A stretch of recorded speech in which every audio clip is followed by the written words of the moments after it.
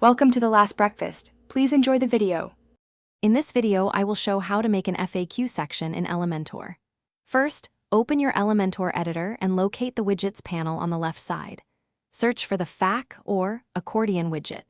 Once found, simply drag and drop it onto your desired section of the page.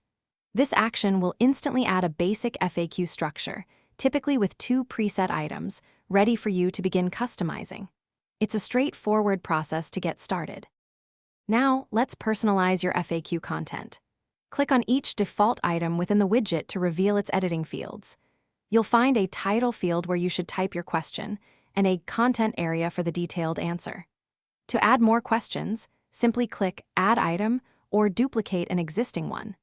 This allows you to build a comprehensive list of frequently asked questions, ensuring your audience finds the information they need quickly and efficiently. It's very intuitive.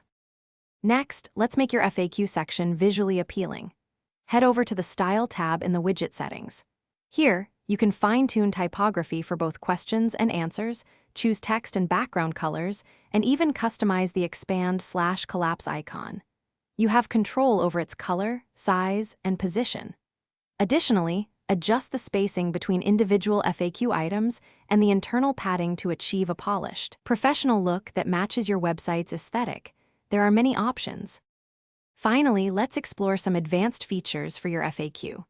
Under the Content tab, you can select the layout as either accordion, where only one item opens at a time, or toggle, allowing multiple items to be open. You can also set an active item to be open by default.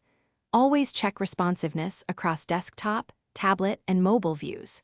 For better search engine optimization, consider adding schema markup, which helps search engines understand your content. This enhances user experience.